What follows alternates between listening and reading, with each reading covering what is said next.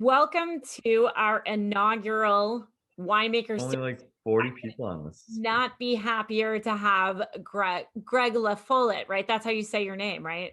LaFollette, yeah. LaFollette. Okay. I feel like I always mess up how to say it.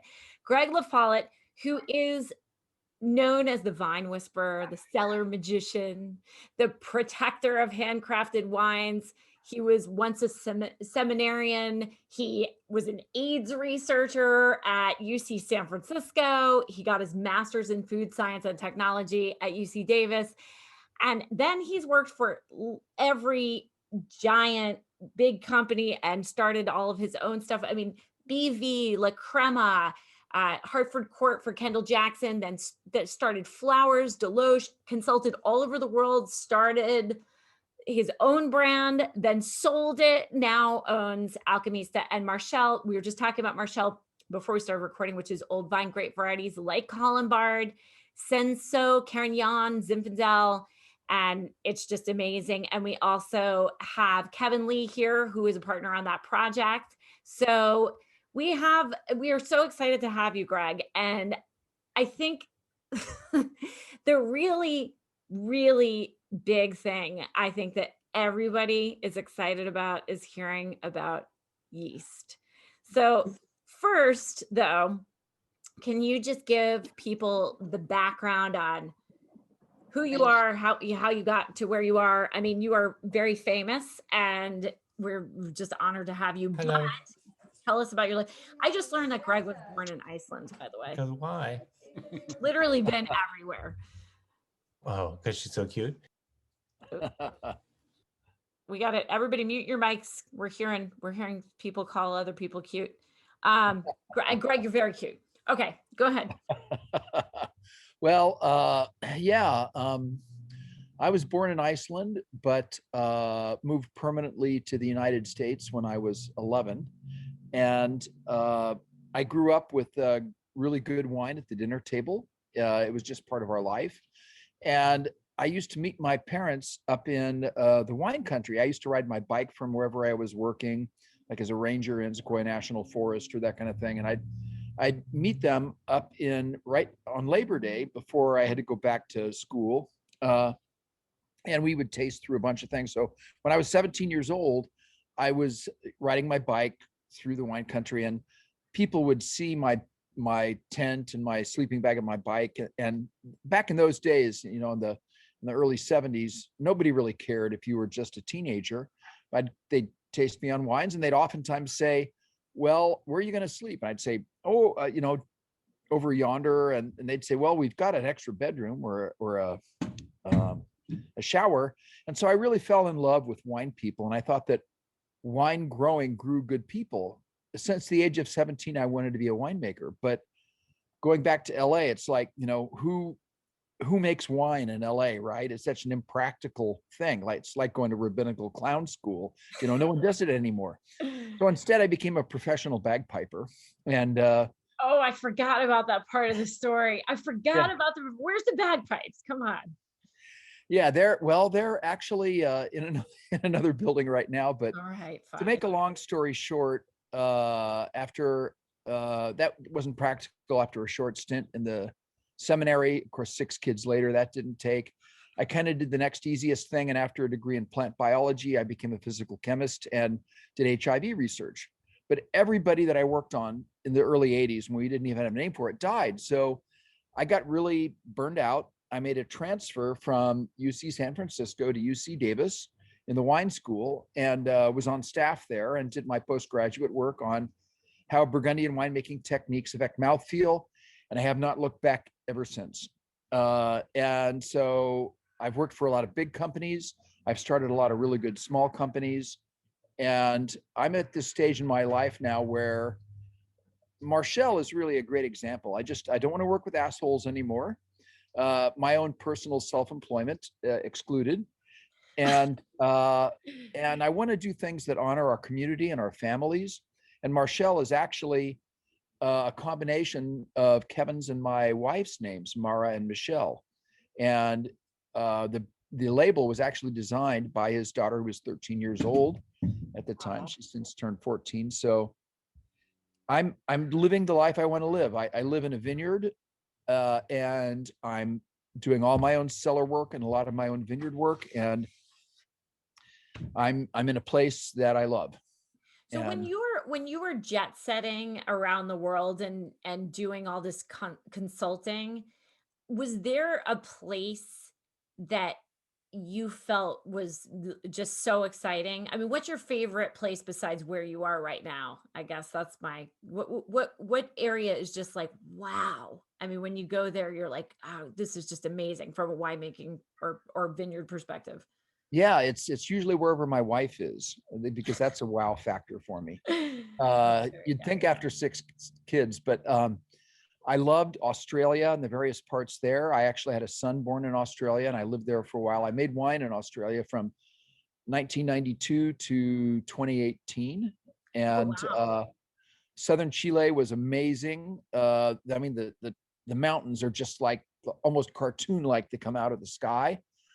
But Sonoma County is where most of my kids live now, and my grandkids. And so I really want to be in a place where I can feel comfortable with my community, give back to them, give back to my family, who've supported me over all these crazy years. And the only place I really want to do consulting anymore is in Italy, because my wife loves to go there. So when COVID ends, I may strike up a couple of relationships there again. But for the most part, I'm done with traveling. Oh, wow. Okay, so I want to talk yeast. I want us to talk about some of the conversation and the email, the initial email that you sent me was so interesting. This came out of a conversation we had previously, and you were saying that there's a lot of things that people misconstrue and don't understand about yeast. And we had another example of this today where you shared an email with me. I want to say I was doing a little bit of research about organics, and this plays into it too. There's this whole concept of organic yeast. Do you know about this? I mean, they say you can't do the yeast cannot be inoculated yeast if it's going to be organics. And so what's your stance on all this? Talk to us about the role of yeast and all of this detail that you've unearthed that you know about. I mean, it's fascinating stuff. Well, organic wine can be inoculated, but the yeast have to be produced in a laboratory that adheres to organic standards. So inoculated wines, organic wines, and I've made a lot of organic wines before, and I've made them on really huge industrial scale, like Lucinda and Millie, you can still find in Whole Foods and places like that. You just have to make sure that all the products that you add are organic. Now, wild fermentations are actually what most people like that would ascribe to, except that not inoculating and using whatever yeast are ambient or on the skins of the grapes is considered not practicing safe winemaking. So most people, even who make organic wines, are still inoculating. It's fairly risky, but if you know what you're doing, then it's very, very doable. And it's interesting that people talk about natural wines, and that's another aspect too. I really want to talk about that. I want to hear your take on that. Just Well, let it go. yeah. Currently, all wines are natural. They're all isolates from someplace. We haven't yet gotten to the point where we've done any bioengineering to like splice genes or anything like that, at least not commercially. They're working on it in some laboratories. But at this point, all wines are considered made with natural yeast, because these yeast are all isolated out of nature. So it's a really broad term, and organic is also a really broad term. Well, so why? Okay, but here is the catch on natural wine. I've got a big problem with natural wine because again, it's squishy. I don't like squishy terms. I think it's very imprecise, and I also think that it is an excuse for flawed wine often. So, and Yeah. wine that I give an example. Some people here have heard me say this before. Rueda, right? Rueda in the 1100s or 1300s was praised as a wine because they used clay to clarify it, and it was a clear wine. And so it was something that people prized. And now, why, here we are, and we're saying, okay, clear wine is that's passe. We don't want that anymore. I mean, I think people don't want crap floating in their wines. I think that there's this movement is very odd to me. I think also the idea of when could you talk about the 3 stages of yeast you were talking about that in the initial email that you sent me about how yeast process, the natural yeast process, or the wild yeast process versus inoculated yeast. That's different, right? Yes. In fact, a wild fermentation, well, there's 3 huge differences between inoculated yeast and a wild yeast fermentation. With an inoculated yeast, you take this bag of yeast that's been prepared in a laboratory, you rip the bag open, and the winemaker, or more likely a cellarman, because everyone knows winemakers don't do any real work, it's always a cellarman, dumps the yeast into the vat, and that one organism conducts the entire fermentation. When you do an uninoculated fermentation, you don't add anything, and so you're relying on whatever's on the grape skins or ambient in the air. And what that means is that the fermentations that are a wild fermentation are actually a whole different series of organisms doing the fermentation, microorganisms. And the best example would be like after a forest fire, you have a barren patch of ground, and then the first organisms to come in there and colonize it might be some grass seeds that blow in. And then those grass seeds grow up and they create more tilth to the soil and organic matter and water holding capacity. And then a bird flies in to eat those ripening grass seeds from the mature plant. And while it's there, the bird deposits a bush seed with its own form of fertilizer. And then that bush seed grows up to create even more tilth to the soil and water holding capacity and organic matter. And more importantly, shade, so that then an oak tree and an acorn falls into the shade and grows up. And each organism is preparing the way for the next until finally you get what's called the prime species of the forest, which in my neck of the woods here are redwoods. But that kind of organismal succession occurs in about a 10-day period of time rather than many thousands of years in a vat of wine. And you can actually see it under the microscope. It's really cool. And you can certainly smell it as you're tending to your ferments. And so the first yeast to start out, and most of my vineyards are cool climate. And so the first yeast that might start is a very cold loving yeast, a cryogenic yeast called Crema. It's very easy to see under the microscope. It's a long yeast with 2 pointed ends. It looks like a badly hand-rolled cigarette, which, having raised 6 kids in Western Sonoma County, I know what those look like. But it's legal here now. So yeah, of course. Yeah. And as that yeast warms up the must with its metabolic activity, it makes it more compatible for the next yeast, which likes it a little warmer. And it's producing carbon dioxide gas so that the bad guys, vinegar bacteria, don't get in and spoil the wine. And as it dies out at about 2% alcohol, it produces a compound that smelled of smoked meats and roasted venison. It's really a sexy kind of smell.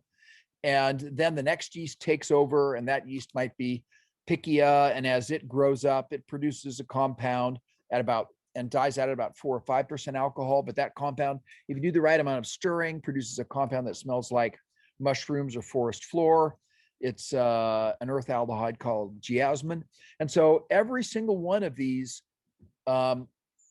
yeast and bacteria are preparing the way for the next wine to come. But each one of them is providing a little bit more complexity. So complexity is not an accident. And it's been shown that doing wild fermentations, you actually get more mouthfeel, more complexity. And so I want all of my fermentations to be true multiple organism events. I want to come and deposit a little bit of excitement for everyone in the milieu. And the downside is that it can be quite dangerous, and it's really not easily controlled on a very large industrial scale. So when I've made 40 or 50,000 cases of organic wines, like Lucinda and Millie, all made in Mendocino County, I inoculated with yeast and I controlled the fermentation. I made sure it was just the right temperature all the time, because you can't afford to make any mistakes or have something go south. You're making a $14 bottle of wine and you apply industrial techniques. All right. So again, I'm trying to figure out when you're doing this, the just to visualize, the initial yeast is living on the skins. You're bringing in those grapes and it's on there. Yeah. Well, From the vineyard. Is it, can I ask, is it also ambient? Like, is it also in the winery? Is it left over? Is it everywhere? Because my understanding is, for instance, let's just talk about cork taint for a second. That can be on like the walls of the winery, right? It can live. Yes. I mean, everything is, it's always hard to explain that to people, that like, it can be on the pallets, right? It doesn't have to be on the cork. It could be everywhere. Yes, that's right. Bacteria can be everywhere, and yeast can be everywhere.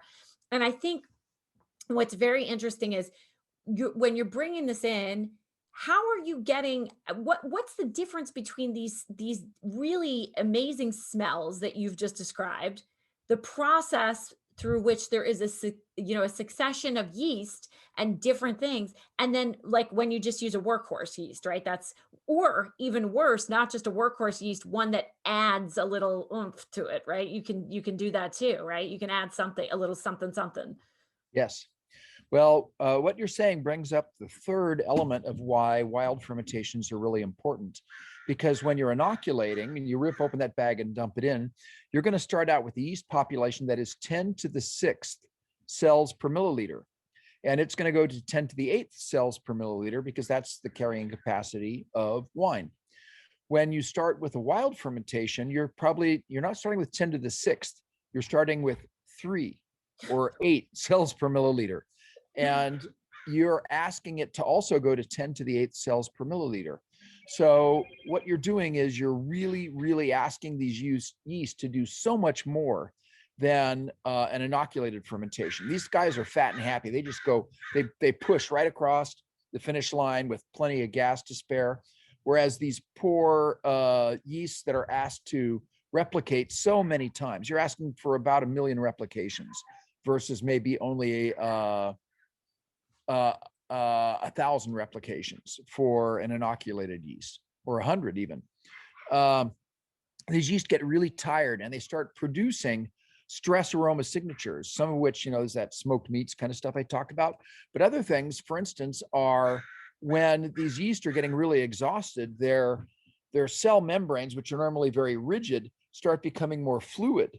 And so what happens is these yeast start leaking their guts out, their intracellular material, but more importantly, ethanol, which is toxic, leaks in. So like any good engineer in an earthquake zone, to make your walls more rigid, adding steel girders or whatever, these yeast make their own moral equivalent of steel girders. But these macromolecules are they increase mouthfeel. They even sound mouthfeely. So there's like mucopolysaccharides and glycoproteins. And I mean, doesn't that sound like it's going to increase your mouthfeel? And it does. Very soft. Yes. Sounds like glycerin. Yes. Right. Yeah. And when I've heard winemakers argue about, oh, no, this doesn't come from the skins, it's ambient, it comes from the air in the winery, and it's a winery selected yeast. And I think that's kind of like theologians arguing about how many angels can dance on the head of a pin. Right. It doesn't really matter whether it's yeast that are on the skins, and yes, they're out there. It doesn't matter if it's ambient yeast that's in the air. Yes, that's there. What's important is that you're only starting with a very small titer. So you're looking at a multiplicity of organisms. You're looking at very small titers that really have to survive and produce all these wonderful survival compounds. And by the way, the best way to make a world-class athlete is not sitting him in an easy chair eating bonbons. What you have to do is create what's called a stress response in the human being. And that is the stress response for us when we used to run away from, the lion or whatever used to eat us. Our running would create, our stress response would create stronger hearts and lungs and muscles. And then what you do as a coach is you push your athlete so far, and then you pull back and let them rest and give them the right nutrients, and then you go again. Yeast are like this too. And their stress response is not, of course, stronger hearts and muscles, but it's these wonderful aromas and flavors and textures, which we really like to have. All right, let me ask you this question. Stu Smith, you know him, right? Yes. From Napa. Okay, so when he was on for the Underground Wine event, we had this conversation about how he feels like the inoculated yeast have gotten too strong and now are too efficient. And that has produced the wines of Napa Valley, like the really bold wines of Napa Valley. The excess efficiency has created excess alcohol. What's your take on that? Is that possible? I think I might not be interpreting what he said correctly, but we did have a conversation about how the yeast are too efficient now, and that using natural yeast, or however you want to talk, ambient yeast, whatever you want to call it, is a better solution to not getting such strong alcohols. But that was a bit confusing to me, because that almost was saying to me, like, wait, so does that mean they weren't fermented dry before? Because everything has to get right, the fermentation has to complete, and they just eat all the sugar until you get the alcohol level, right? So how can that be that you would get a higher alcohol level from really efficient yeast? Well, there's two things there. And first, you did interpret it correctly, and Stu is absolutely right. Inoculated yeast are much more efficient, and they do produce higher alcohol. They're very, very effective at conserving sugar. When you do a wild fermentation, we go back to the 10 to the 6 cells per milliliter versus 3 cells per milliliter. Yeast have to do something with that carbon source, and they can either make more alcohol and carbon dioxide, or they can make more yeast bodies. And if you only start out with just a few cells per milliliter, those yeast are diverting a lot of their carbon sources into producing even more yeast. So all those lees that are in the bottom of the barrel or the tank at the end, if you have inoculated, then there's a lot less conversion from yeast carbon to yeast biomass. The second thing that goes on is that wild yeast actually are less capable of doing those conversions. They're really inefficient. They can produce more byproducts. There's paths along the glycolytic pathway that they shunt. One of the very first paths is glycol, and one of the last paths is the tricarboxylic acid cycle, where you're producing things like acetic acid, but you also have other secondary compounds as well. And then the last yeast may not be as effective in getting to a final dry product. And so with an inoculated product, you end up with very dry, like less than 1 gram per liter. And when you look at those two sugars, there's two kinds of sugars in wine. There's fructose and glucose, right? And so inoculated yeast that are very strong and powerful, they're kind of like winemakers. They just consume everything that's in front of them, regardless. And you drive everything down to that 1 gram per liter. And that is going to be an equal amount of fructose and glucose. For a wild fermentation, one of the ways you can tell that something's a wild fermentation, its chemical fingerprint, is that all of the residual sugar that's left, and all wines have a little bit of residual sugar, is all going to be glucose and not fructose, because wild yeast have a much harder time at consuming fructose. It's still a 6-carbon sugar, but it's a 5-carbon ring. And so it takes an extra enzymatic step to break that open. And also, if you look at a bond of a 6-carbon ring versus a 5-carbon ring, that bond from a physical perspective, it's much harder to break the energy of activation.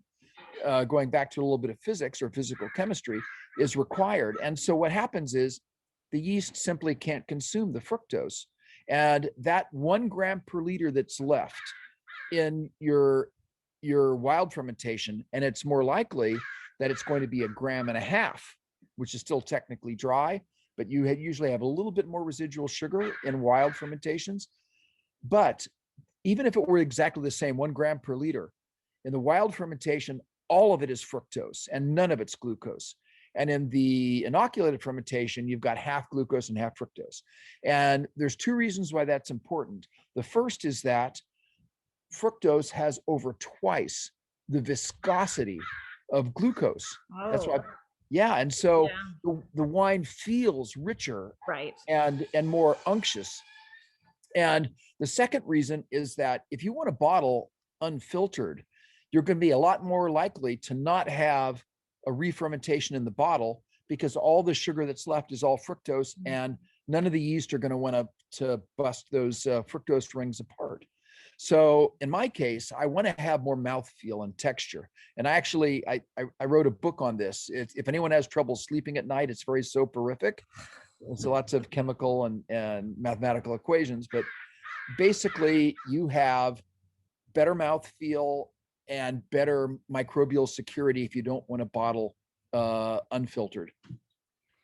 All right. So in terms of difficulty in completing the fermentation, when you use a starter culture for natural yeast, right? For wild yeast, or do you not do that?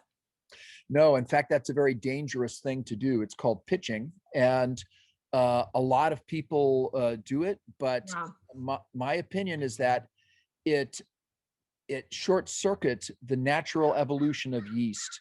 So when you start out with Clecera, for instance, this cold loving yeast, it likes the cold, but it warms it up for the next one, and the next one warms up for the next one, so that by the time you get to Saccharomyces, you're kind of at a spot that Saccharomyces really, really likes it, and it's going to stick there and stay there, and it's going to do its thing. If you were to pitch some of that yeast in, for starters, you've already exhausted a lot of those yeast.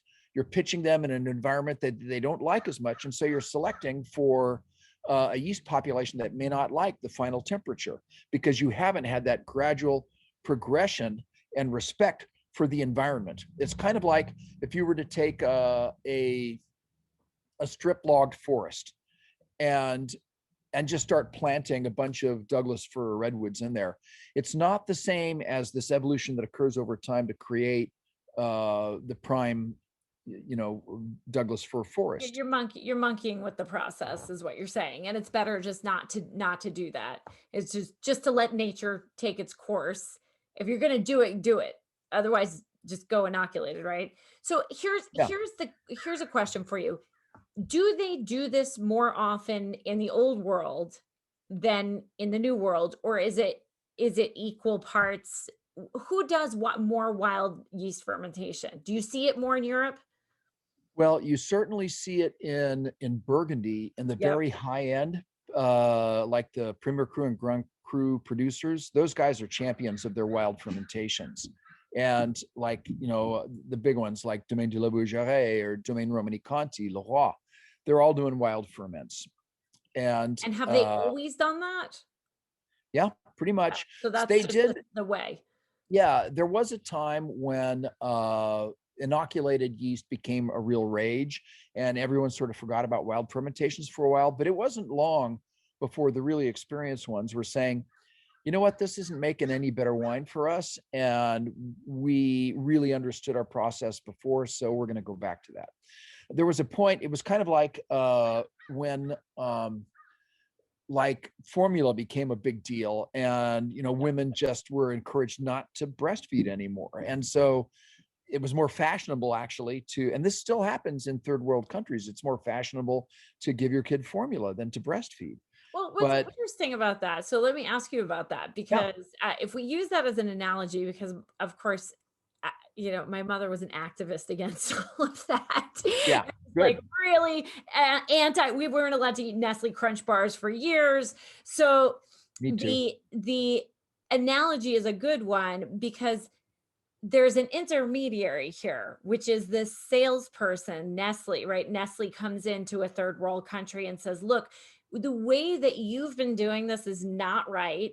And if you want a healthy baby, you have to have the stuff out of a can. So are we saying that what about the yeast salespeople and how that, I don't want to, put anybody out of a job, but and I don't think I would, but I guess there is an intermediary here. It's not just, there's a big business behind this too. Yes.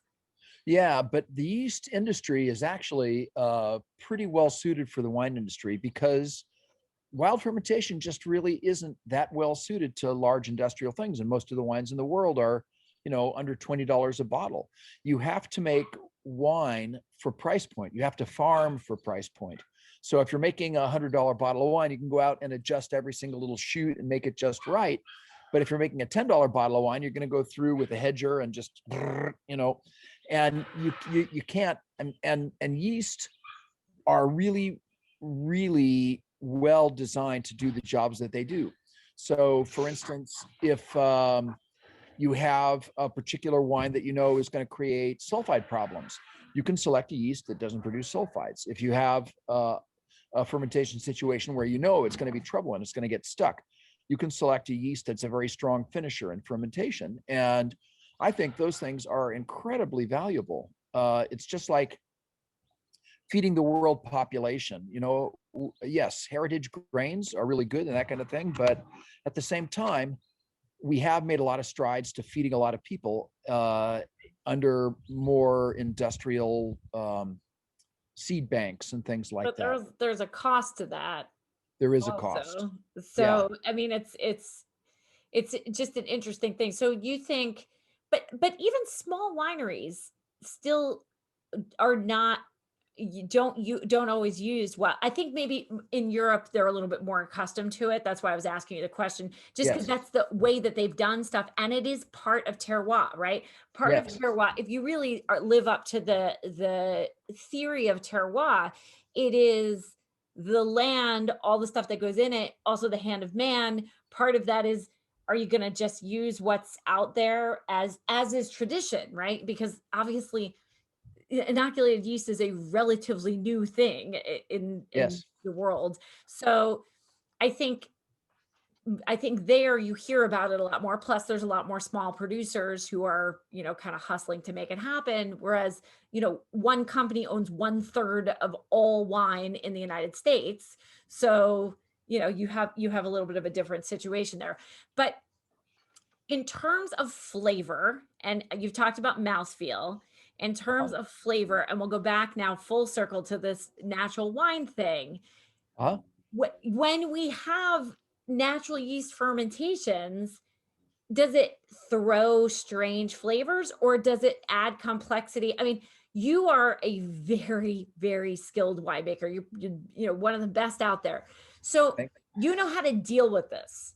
So I guess that the question I have is, I'm just going to say it, there's a lot of younger people making natural wine who have no idea how to deal with when things go haywire. So we have haywire wines and then they market them and say, look, this is so great, and great for them, really good marketing.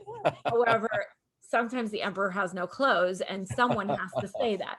But besides that, let's just take that off the table. The idea that you're going to get different flavors from natural yeast, not just the mouthfeel, but also flavor. Can you talk about that and what would be, I guess, a good example of that, and what would be some when it went wrong and somebody let it get out of control? I'm curious about that too. Like when we taste some of these wines and we're like, wow, that's not good. What should we be looking for?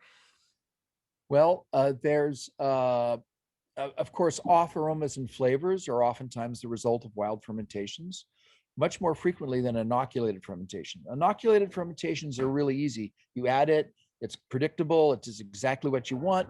You're able to finish on time. You add some SO2, you put it to bed, it's easy. But it also doesn't produce, or it has less of an opportunity to produce either stuck fermentations or off aromas. When yeast get unhappy, they can do very unhappy things. So, I mean, that's the good side of inoculation. Have you ever seen the movie Mondo Vino? Of course. I love So, that movie. the downside is basically globalizing your winemaking. You know, it all tastes the same if it's, from, Monterey or, wherever. Yes, there is one particular individual who I'm sure you know quite well, who every wine tastes exactly the same, whether it is in Argentina or Bordeaux. And it is, maybe there's one wine of that individual's that doesn't taste exactly like that just because that is the flagship, but everything else tastes exactly the same. And it has the mark of it. And one of the problems with the flying winemaker trend is that you do get some of that homogenization if the person is not careful, and they bring the yeast strains with them wherever they go. They're like, this is a great inoculated yeast, we'll just use this everywhere. You get what I like to call meh, right? Meh wine, meh. Like, okay, that's fine. It's not offensive. Yeah. Well, my answer to that is one word: micro-ox. Yeah, well, there's not just shortcut city, right? I mean, that's one of the things. So I guess I would ask then, when you were doing all of this, I'm sure you were employing some of these methods too, right? And now, and now it's changed for you. Well, no, nothing's changed. For really high volume wines, I do high volume winemaking. Yeah. And I use all the tools of the trade. When I'm doing and that's really, I mean, most of my career, that's where I've made my money. When I was in Saw 'em into the bottle, when Jeff Kruth asked me, he said, you haven't made any money doing this. Why do you keep doing this? And my answer was, well, to make wines like these, I would roast squirrels under bridges. And we as artisanal winemakers may not really make a lot of wine, and we won't make enough that we're going to build an empire, but we do it because we love what we do. We love wine, and it's a lifestyle. We love our families. Most people, in the Western world talk about separating work and your family. I've spent my whole career mashing it together as much as I can. My kids have grown up right alongside me, punching down, bubbling vats and scrubbing barrels. And the 4 girls, they're now grown up, or as far away as from winemaking as you can get. But for now, you never know. It always seems to come around, doesn't it? Yeah, but it was really important for me. The best part of my career was raising my children right alongside of me, whether they liked it or not. And my wife still helps me shovel out tanks at 2 a.m. in the morning. And what a better way to say I love you. So wild fermentation fits in with the same exact thing. Is it might not be the most convenient, it might not be the easiest way to make wine, but for me, it's a way of life. I want to be there at 2 o'clock in the morning to take the temperature of a fermentation, because I am doing wild fermentations and it's feeling a little bit dicey to me. So I'd better, get out there at 2 a.m. and make sure that there's more hand-holding that needs to go through. It's like when you raise kids, you can either sit them down and plug them in front of a TV, or you can take the time to, spend time with them, put down your newspaper or whatever, and play Twinkle Dominoes with them or whatever. Battleship's big around here these days. Yeah, my 7-year-old grandson can do it, but the 5-year-old still hasn't gotten that yet. Not yet. Yeah. But my 6-year-old's very much into Battleship right now, and she likes to line all the ships right in a row, so you get real screwed if you start. Yeah, it's really tricky. All right, we have a couple questions that people asked. Hold on. So Ed wanted to know, he's a religion buff. He wants to know what kind of seminary you went to and how that has influenced your wine career. It was the Salesians of Don Bosco, and it was a high school teaching order. And I was going to be a high school math and science teacher, and also do the work of the Lord. And it influenced me tremendously. I still believe, when I was raising my kids, and of course, my tithing was wine. So I would bring wine to the priest, and that's the wine that we used in communion. And so my kid and my daughter would be an altar server up there, and my kids would be right alongside me. And this is in the Bodega Bay. It's the same church that was in the Birds, Alfred Hitchcock's The Birds, that old clapboard church, really small, no heating. But the kids would sit there with me, and they'd see the priest raising up the chalice and saying, "This is the fruit of the vine and the work of human hands." And our kids would go, "Hey, that's our human hands that helped make that." So that's just a part of lifestyle. And I believe that wine is a spiritual drink. And I felt quite a bit of spirituality in the vineyards and in the cellar. And I believe that God has a purpose for us all. And even though I'm not saving lives anymore doing HIV, I'm still hoping to make people happy by doing my thing. And God has a plan for all of us. Well, I think that I think that the idea of also working in nature, being part of that earth, I think that has a lot of connection to spirituality and being one with creation or whatever. I think that's important. I'm not very religious, but I do think that I see that link. Sam and Mark wanted to know, this is a succession of yeast sounds like the process of making a sourdough starter. Is it the same? It is pretty much the same, isn't it? Yes, it is. It's sourdough is a mixed culture. It's exactly the same. Yes. And Douglas said, if you use inoculated yeast, is it more important to pair it with the correct grape you've harvested? Well, obviously natural yeast, you're not, it is what it is. So yeah. Yes. You got a lot of choice with inoculated. Yeah. Yeah, that's a really great question. And that's one area where the skill of the winemaker can really shine, because there's so many different kinds of yeasts that a careful selection can really make the difference for you. And it's really a great question. And the real answer is none of us really know yet. We're still trying out all these various different yeasts that are prepared. They all have different things for us that can give us different things. But each one of these yeasts do have different attributes. And it can really help put the skill back in the skill saw of yeast, cutting up boards and things when you're preparing your wine. To be a student of prepared yeast is also really important if you're going to use them. Do you think using inoculated yeast is cheating? No, I don't think so at all. I just wanted to ask that question. All right. Monica wanted to know what a stuck fermentation is, which I'll let you explain that. And then Sam and Mark wanted to know if you have a stuck fermentation with without inoculated yeast, how do you fix that? Is that just with, I'll elaborate on that. Is that just with temperature control? Can you do that with temperature, or do you got to fix it? You can do it with temperature, but let's start with stuck fermentation. Yep. Is when a fermentation just doesn't finish. And you've got, 8 or 10 grams per liter, or heaven forbid, even 20 grams per liter, or something like that, which could be pretty tragic. And isn't that how Bob Trincaro wound up making whites and vanilla? It wasn't tragic for him. Yeah, well, it's the same thing with Moscato Amabile and several other things. In fact, there's a lot of people who arrest fermentations. Right. They make them stick on purpose, and and that's okay. But if you don't want the fermentation to have residual sugar, and it's wild fermentation, it's a tough situation. And what a lot of winemakers do is frequently they'll take a prepared yeast that's a finisher, and then they'll cross inoculate to get it through.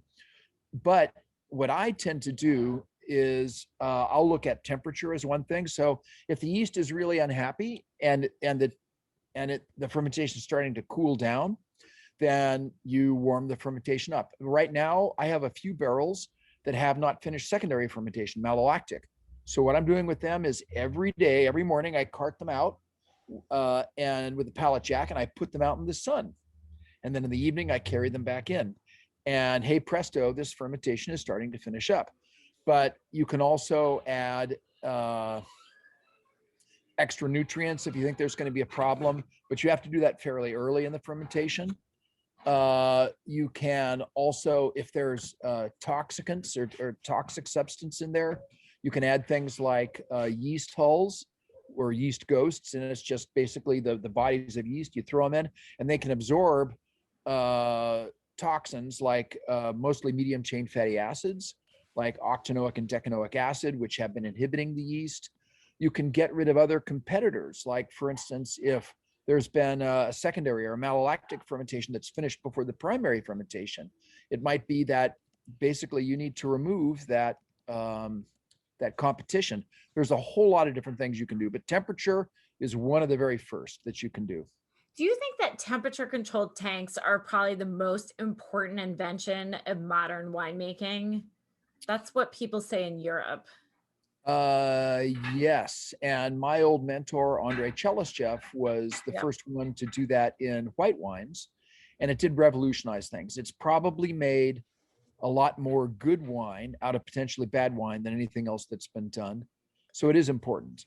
Now, in my part, I don't use temperature regulated tanks. I either use dairy tanks, which have great surface to volume ratio, and you do more punch downs, and you just have to watch them a lot more. Or I use these little 1-ton open top fermenters, and there's really no way to control those. So you really have to watch your ferments and work with them a little bit more.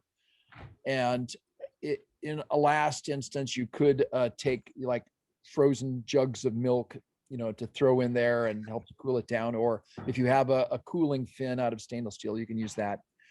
And that's a lot easier. But yes, You use temperature dry control. ice at all? Well, dry ice does not have that big of a temperature change. Actually, water, in terms of 1 unit of water versus a unit of dry ice, water has a much greater temperature exchange capacity. But you can use dry ice to some extent to help to change temperature, and we do that in Pinot Noir. You punch dry ice into a really hot fermentation, and it looks really cool. There's all this smoke. I've seen that. Yeah, that's why I was asking. I've seen that. I saw Sidori. I one time saw that. All right. Lisa and Dan asked, are there ways that wine batches can go bad during natural fermentation? We just talked about that, I think.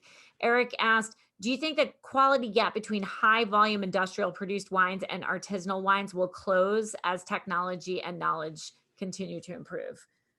Yes. You do. I think that's true, but I do think that the wine industry needs to invest more in basic research rather than applied research, because if we figure out more of the nuts and bolts of how yeast work, or anything grapevines work, then we can start applying that to the more practical questions as well. And one of the big problems with research and research funding over the last several years, and I think this is a problem in a lot of industries, is that research has gone, there's less funding for research now. And so like the government doing research or universities having endowments, there's been a lot more of those. The shortfall of dollars have been made up for by these large wineries that say, we want to figure out how to get this kind of crop, or we want to figure out how to get this fermentation through. It's more of an applied result. And so what is not happening as much is looking at,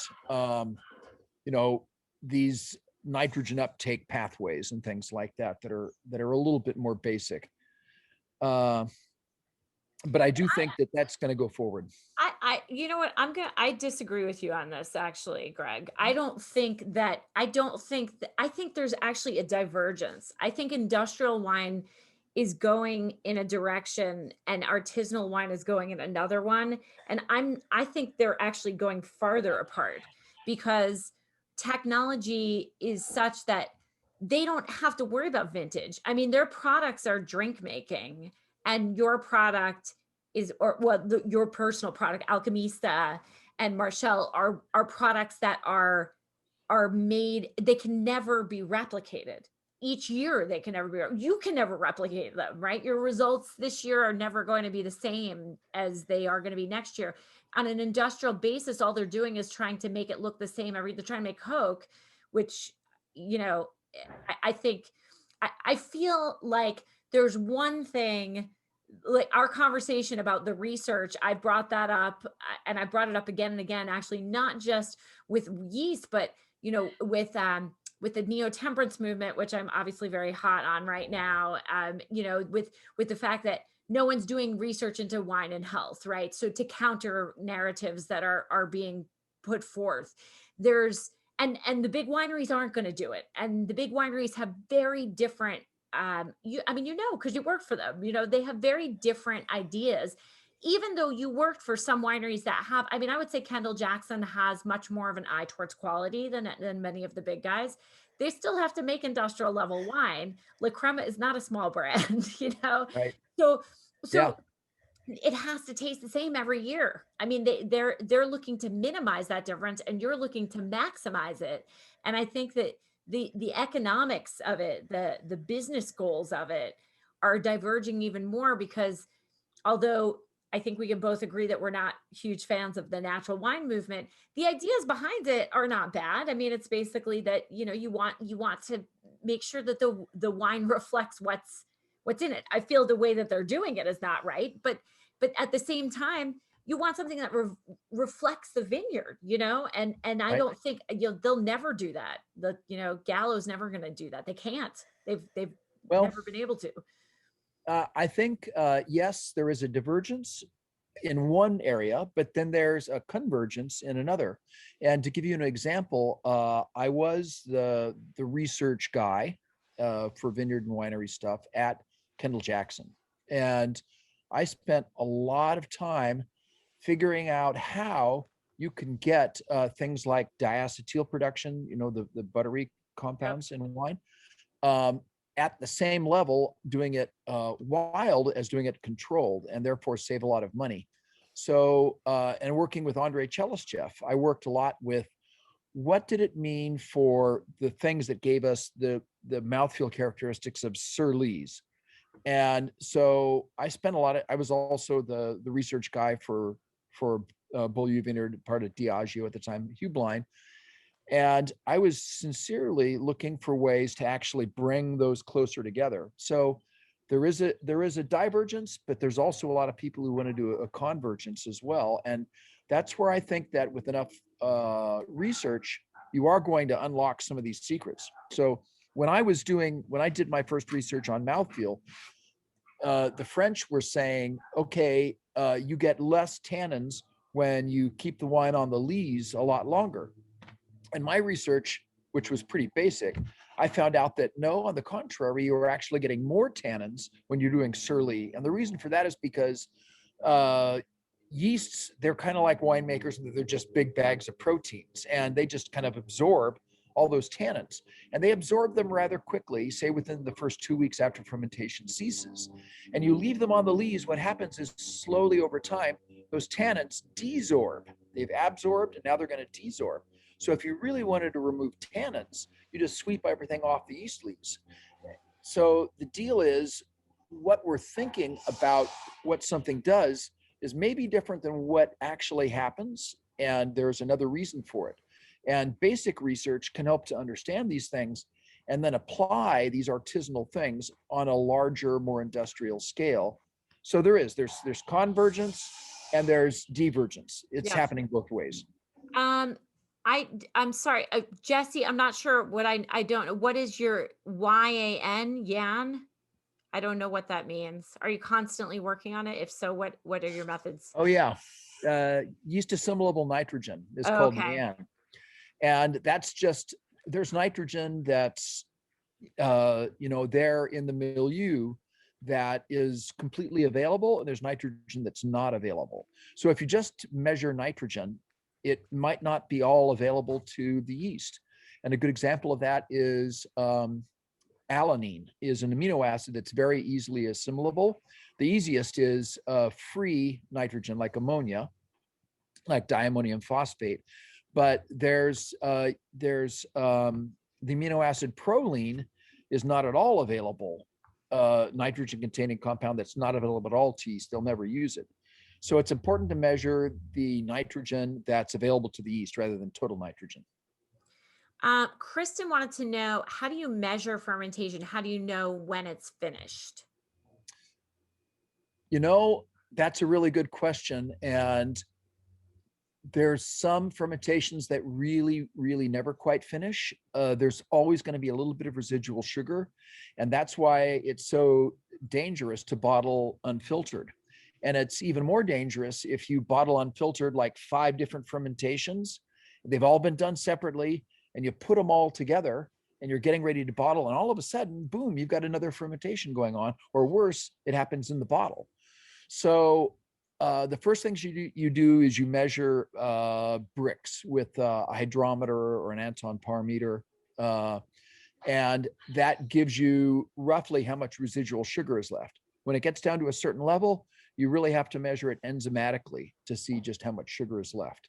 And that's the gold standard, is enzymatic glucose fructose measurements. You just taste it too? I mean, do you do any of that, just sort of by braille?